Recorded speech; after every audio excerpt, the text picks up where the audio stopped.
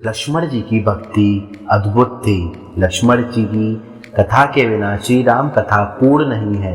अगस्त्य मुनि अयोध्या आए और लंका युद्ध का प्रसंग छिड़ गया। भगवान श्री राम ने बताया कि उन्होंने कैसे रावण और कुंभकर्ण जैसे प्रचंड वीरों का वध किया और लक्ष्मण जी ने भी इंद्रजीत और अतिकाय जैसे शक्तिशाली असुरों को मारा।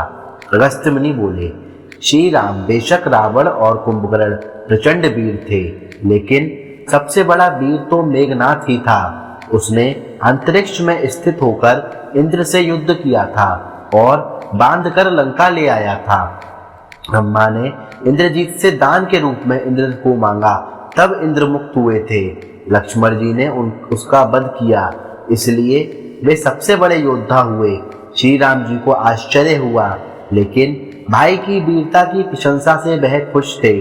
फिर भी उनके मन में जिज्ञासा पैदा हुई कि आखिर अगस्त्य मुनि ऐसा क्यों कह रहे हैं कि इंद्रजीत का वध रावण के वध से ज्यादा मुश्किल था।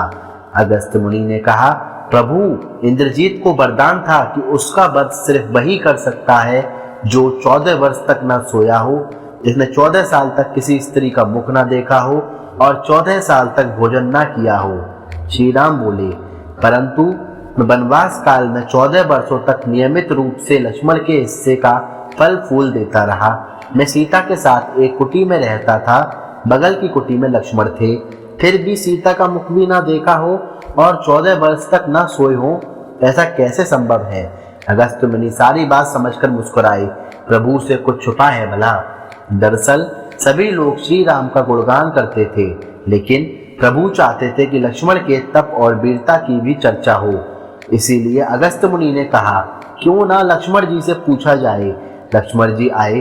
प्रभु ने कहा कि आपसे जो पूछा जाए उसे सच सच कहिएगा। प्रभु ने पूछा, हम तीनों 14 वर्ष तक साथ रहे, फिर तुमने सीता का मुख कैसे नहीं देखा, फल दिए गए, फिर भी अनहारी कैसे रहे और 14 साल तक सोए नहीं, यह सब कैसे हुआ। लक्ष्मण जी ने बताया, भैया, जब हम भाभी को तलाशते ऋषिवत पर्वत गए तो सुग्रीव ने हमें उनके आभूषण दिखाकर पहचानने को कहा। आपको स्मरण होगा, मैं तो सिवाय उनके पैरों के नुपुर के कोई आभूषण नहीं पहचान पाया था, क्योंकि मैंने कभी उनके चरणों के ऊपर देखा ही नहीं। 14 वर्ष नहीं सोने के बारे में सुनिए। आप और माता एक कुटिया में सोते थे। मैं रात भर धनुष पर बाण चलाए पहरेदारी में खड़ा रहता था। निद्रा ने मेरी आंखों पर कब्जा करने की कोशिश की तो मैंने निद्रा को अपने बाणों से भेद दिया था। निद्रा ने हार कर स्वीकार किया कि वह 14 साल तक मुझे स्पर्श नहीं करेगी, लेकिन जब श्री राम जी का अयोध्या में राज्य अभिषेक हो रहा होगा और मैं उनके पीछे सेवक की तरह छत्र लिए खड़ा रहूंगा, तब वह मुझे घेरेगी। आपको याद होगा, राज्य अभिषेक के समय मेरे हाथ से छत्र गिर गया था। अब मैं 14 साल तक अनहारी कैसे रहा। मैं जो फल फूल लाता था, आप उसके 3 भाग करते थे। एक भाग देकर आप मुझसे कहते थे, लक्ष्मण फल रख लो। आपने कभी फल खाने को नहीं कहा, फिर आपकी बिना आज्ञा के मैं उसे कैसे खाता। मैंने उन्हें संभाल कर रख लिया। सभी फल उसी कुटिया में अभी भी रखे होंगे। प्रभु के आदेश पर लक्ष्मण जी चित्रकूटी कुटिया में से वे सारे फलों की टोकरी लेकर आए और दरबार में रख दिया। फलों की गिनती हुई, 7 दिन के हिस्से के फल नहीं थे। प्रभु ने कहा, इसका अर्थ है कि तुमने 7 दिन तो आहार लिया था। लक्ष्मण जी ने 7 फल कम होने के बारे में बताया और 7 दिनों में फल आए ही नहीं थे।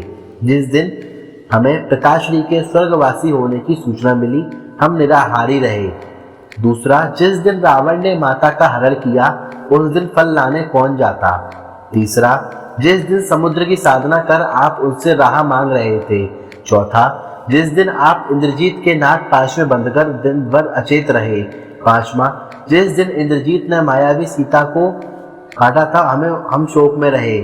छठा, जिस दिन रावण ने मुझे शक्ति मारी। सातवां, और जिस दिन आपने रावण वध किया, इन दिनों में हमें भोजन की सुध कहाँ थी। विश्वामित्र मुनि से मैंने एक अतिरिक्त विद्या का ज्ञान लिया था, बिना आहार किए जीने की विद्या।